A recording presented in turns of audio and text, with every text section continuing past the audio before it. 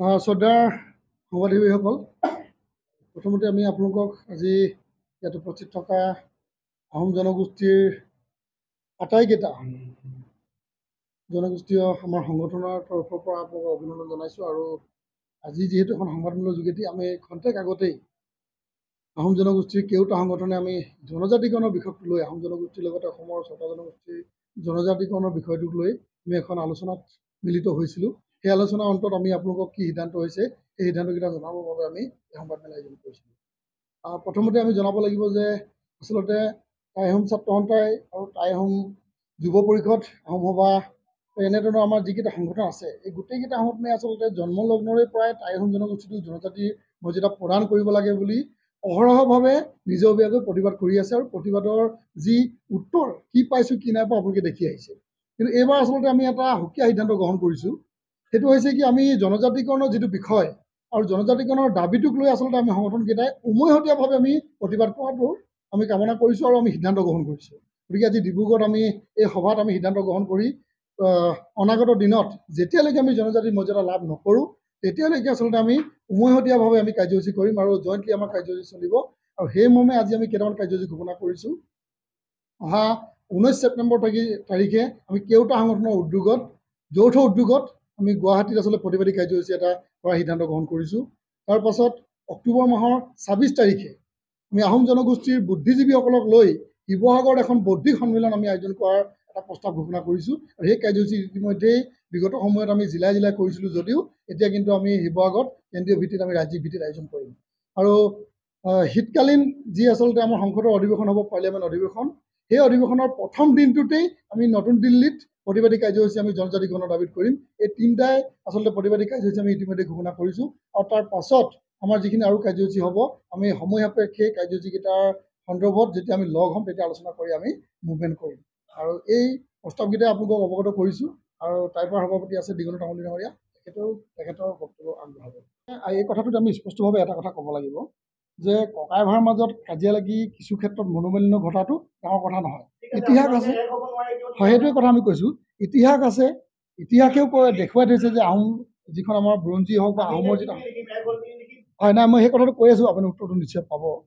আমি ইতিহাসে দেখুৱাই গৈছে যে আমাৰ সংগঠনৰ ইতিহাসৰ কথা কৈ আছোঁ যে বিগত সময়ত আমাৰ মনোমালিন্য হৈছে, পৃথক হৈছে, কিন্তু পুনৰ একত্ৰিত হৈছে।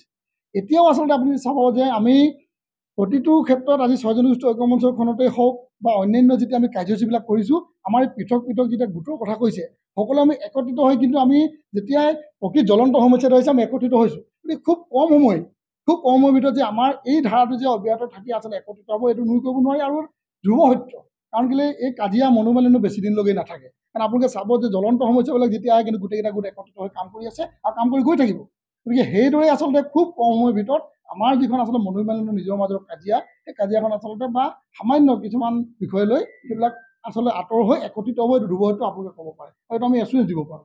6 জনগোষ্ঠী ঐক্য মঞ্চৰ অহা 23 তাৰিখে নতুন দিল্লীত আমাৰ প্ৰতিবাদী কাৰ্যসূচী আছে, আমি ঘোষণা কৰিছোঁ। আমাৰ প্ৰায় 1000-1500 ল'ৰা ইয়াৰ পৰা তালৈ গতি কৰিব। বিভিন্ন সময়ত দিল্লী বা জিলাই জিলাই প্ৰতিবাদ হ'ল, জিলা আয়ুক্তৰ জৰিয়তে। চাওক, আচলতে জনজাতিকৰণৰ প্ৰক্ৰিয়াটো যিমানখিনি আচলতে আগবাঢ়িব লাগিছিল সিমানখিনি আগবঢ়া নাই, এইটো ধ্ৰুৱ সত্য। কিন্তু এটা কথা আমি স্পষ্টভাৱে জনাব লাগিব যে আমি ৰাজপথৰ সংগ্ৰামখন কৰি আছোঁ আৰু অসমত সংগ্ৰাম নকৰাকৈ আজিলৈকে আচলতে একো দাবী পূৰণ হোৱা নাই। আৰু আমাৰ কৰণীয় কি আছে, আমি আচলতে ৰাইজক লৈ আমি গণতান্ত্ৰিক প্ৰতিবাদেই কৰিব পাৰিম। কিন্তু এই চৰকাৰখনে আচলতে আমাৰ প্ৰতিবাদবিলাক কৰি থকাৰ সময়তেই কিছুমান বিষয় আচলতে আমাৰ সমাধানৰ পথত তেখেতসকলে গতি কৰিছে। কিন্তু আমাৰ এই জনজাতিকৰণৰ মুখ্য বিষয়টো আলোচনাৰ মাজলৈ তেখেতসকলে লৈ গৈছে, আলোচনা কৰি কিন্তু সীমাবদ্ধ আছে, আমাৰ উত্তৰ পোৱা নাই। কিন্তু এটা কথা স্পষ্ট যে আলোচনা আৰু প্ৰতিবাদ এটা মুদ্ৰাৰ ইপিঠি সিপিঠি। আমি প্ৰতিবাদ কৰিব লাগিব, প্ৰতিবাদৰ পিছত আমি আলোচনা কৰিব লাগিব, কাৰণ ৰজাঘৰেই আমাৰ দাবীবিলাক পূৰণ কৰিব লাগিব। আৰু ৰজাঘৰৰ লগত যদি আমি আলোচনা নকৰোঁ আমাৰ দাবী পূৰণ নহয়। কিন্তু গতানুগতিক যিটো প্ৰতিবাদ আমাৰ হৈ আহিছে, সেই গতানুগতিক প্ৰতিবাদৰ সন্দৰ্ভত আমি জনাব বিচাৰোঁ যে আমি দিল্লীত আমি প্ৰতিবাদ কৰিছোঁ, গুৱাহাটীত প্ৰতিবাদ কৰিছোঁ, গাঁৱে গাঁৱে প্ৰতিবাদ কৰিছোঁ, পুনৰ আমি একেটাই ধাৰা অব্যাহত ৰাখি প্ৰতিবাদ কৰি আছোঁ। কিন্তু এইবাৰ আচলতে আমি সুকীয়া চিন্তা কৰিছোঁ। এইবাৰ কৈছোঁ যে আমি ৰাজনৈতিকভাৱে আমি প্ৰতিবাদ কৰিম। আৰু ৰাজনৈতিকভাৱে প্ৰতিবাদ এনেকুৱা নহয় যে আমি ৰাজনৈতিক দল গঠন কৰিম। আমি কৈছোঁ যে ৰাজনৈতিকভাৱে প্ৰতিবাদ এইটো হ'ব যে বিগত লোকসভা নিৰ্বাচনত যিদৰে আচলতে আমি আমাৰ জনগোষ্ঠীৰ ৰাইজে বিশেষকৈ আমি যে ৰাজনৈতিক প্ৰতিবাদ কৰিব পাৰোঁ, আমি চৰকাৰখন আচলতে ইচ্ছা কৰিলে আমি বনাবও পাৰোঁ, চৰকাৰখন উফৰাবও পাৰোঁ। এই কথাটো প্ৰমাণ কৰি দিছোঁ লোকসভা নিৰ্বাচনত। কাৰণ আপোনালোকে জানে আমি বাৰম্বাৰ এই কথাটো বিগত সময়ত কৈ আহিছোঁ যে লোকসভা নিৰ্বাচনত যোৰহাট লোকসভা সমষ্টিত তপন গগৈৰ দৰে ব্যক্তি এজন আচলতে বলিষ্ঠ ব্যক্তি, কিন্তু আমাৰ জনগোষ্ঠী হোৱাৰ স্বত্বেও কিন্তু তেখেতে হাৰিছে, গৌৰৱ গগৈ জিকিছে। ইয়াৰ পৰা এইটো নহয় যে কোনোবা এজনে গৌৰৱ গগৈ ডাঙৰীয়াক ছাপোৰ্ট কৰি আচলতে আমাৰ জনগোষ্ঠীৰ ৰাইজে ভোট দিছে। ভোট এইকাৰণে দিছে যে তপন গগৈ ডাঙৰীয়াই কাম কৰিব পৰা নাই, বিজেপি চৰকাৰখনে আমাৰ দাবীটো পূৰণ কৰা নাই। গতিকে তাৰ উত্তৰ আমি দি থৈছোঁ। ডিব্ৰুগড় সমষ্টিটো যদি আপোনালোকে চাই যে লোকসভাত লুৰিণ গগৈ ডাঙৰীয়া আচলতে যিমানখিনি ভোট পাব লাগিছিল তাতকৈ যথেষ্ট বেছি ভোট পাইছে।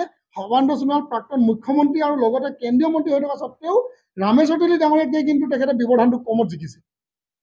এইটো এটা প্ৰতিবাদ, আচলতে গণতান্ত্ৰিক প্ৰতিবাদ আৰু এটা ৰাজনৈতিক প্ৰতিবাদ, যে আমাৰ ৰাইজে বুজি পাইছে যে আপোনালোকক আচলতে আমি ইচ্ছা কৰিলে ভোট দিবও পাৰোঁ, নিদিবও পাৰোঁ। আমি একত্ৰিত হৈ আছোঁ, সংগঠনৰ প্ৰতিবাদতেই হওক বা আমাৰ সংগঠনখিনিৰ লগত ৰাইজ মিলি আছে। এইটো আচলতে ধাৰাবাহিকতাটো বুজাই দিছে। এই ধাৰাবাহিকতাটো আমি আচলতে যিটো আচলতে অহা বিধানসভা আমাৰ নিৰ্বাচন হ'ব তাৰ প্ৰাক মুহূৰ্তত যদি জনজাতি মৰ্যাদা প্ৰদান নকৰে, আহোম জনগোষ্ঠীৰ ৰাইজে কিন্তু বুজাই দিব যে আমি সেইদৰে উত্তৰ আপোনালোককো ৰাজনৈতিকভাৱে দিম। তাৰ কাৰণে আমি সকলোৱে আজি একত্ৰিত হৈছোঁ। আহোম জনগোষ্ঠীৰ এই গোটেইকেইটা সময়ত আমি একত্ৰিত হৈ প্ৰতিবাদ যদি আমি কৰিম, ৰাজনৈতিক প্ৰতিবাদটো অক্ষুণ্ণ থাকিব। আৰু তাৰ প্ৰতিবাদৰ উত্তৰ যদি প্ৰকৃততে নিগেটিভ তেখেতসকলে বিচৰা নাই ৰজাঘৰে, তেন্তে জনজাতি মৰ্যাদা পূৰণ কৰক, অন্যথা সেই উত্তৰ দিবৰ কাৰণে গৈ আছোঁ। আৰু ইতিমধ্যে গাঁৱৰ ৰাইজ কিন্তু সজাগ হৈছে। গাঁৱৰ ৰাইজে এই বিষয়টো লৈ আচলতে আজিৰ দিনত নিজৰববীয়াকৈ কিন্তু বহু পদক্ষেপ লোৱা পৰিলক্ষিত হৈছে। চাওক, আচলতে সকলো সংগঠনৰে ছয় জনগোষ্ঠী ঐক্য মঞ্চত যিকেইটা সংগঠন আমি আছোঁ, চবৰে নিজৰ নিজৰ এজেণ্ডা আছে, লক্ষ্য উদ্দেশ্য আছে, সংবিধান আছে। সেই সংবিধানৰ যিটো লক্ষ্য উদ্দেশ্য পূৰণ কৰিবৰ কাৰণে সকলোৱে নিজৰ গতিটো আচলতে গতি ল'ব লাগিব আৰু কাম কৰি যাব লাগিব। কিন্তু ছয় জনগোষ্ঠী ঐক্য মঞ্চত কেৱল জনজাতিকৰণৰ বিষয়টোৱে সন্নিৱিষ্ট হৈ আছে। সেই ঐক্য মঞ্চত কেৱল সেইটো বিষয় লৈ গঠন হৈছে। গতিকে সেই ধাৰা অব্যাহত আছে আৰু ছয় জনগোষ্ঠী ঐক্য মঞ্চৰ কৰ্ম যিখিনি আছে প্ৰতিবাদ চলি থাকিব। কিন্তু সমান্তৰালভাৱে নিজৰ জনগোষ্ঠীৰ যিকেইটা দাবী আছে সেই দাবীকেইটাৰ ক্ষেত্ৰত আমি নিজৰভাৱে কাৰ্যকৰী কৰি গৈ আছোঁ, কাম কৰি গৈ আছোঁ।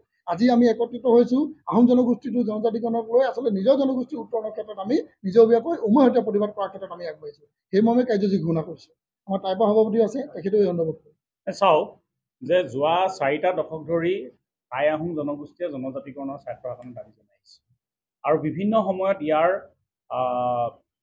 দাবীত বিভিন্ন প্ৰতিবাদী কাৰ্যসূচী আমাৰ ছয় জনগোষ্ঠীয় সংগঠনসমূহৰ লগতে আহোম সংগঠনকেইটাই কৰি আহিছে। বিশেষকৈ টাই আহোম জনগোষ্ঠীৰ জনজাতিকৰণৰ ক্ষেত্ৰত টাইপা আটাচুকে ধৰি আমাৰ যিকেইটা সংগ্ৰামী সংগঠন আছে, গোটেই সংগঠনকেইটাই জনজাতিকৰণ আৰু স্বাৰ্থ শাসনৰ দাবীত বিভিন্ন প্ৰতিবাদী কাৰ্যসূচী আমি ৰূপায়ণ কৰি আহিছোঁ। আমাৰ জনগোষ্ঠীৰ দাবী হ'ল আমাক জনজাতিকৰণ লাগে।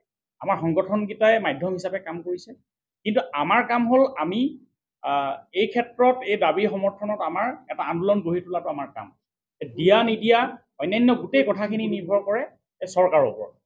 গতিকে আমি হ'লো প্ৰেছাৰ গ্ৰুপ হিচাপে আমি কাম কৰি গৈছোঁ আৰু দিয়া নিদিয়াটো সদিচ্ছাটো নিৰ্ভৰ কৰে চৰকাৰৰ ওপৰত।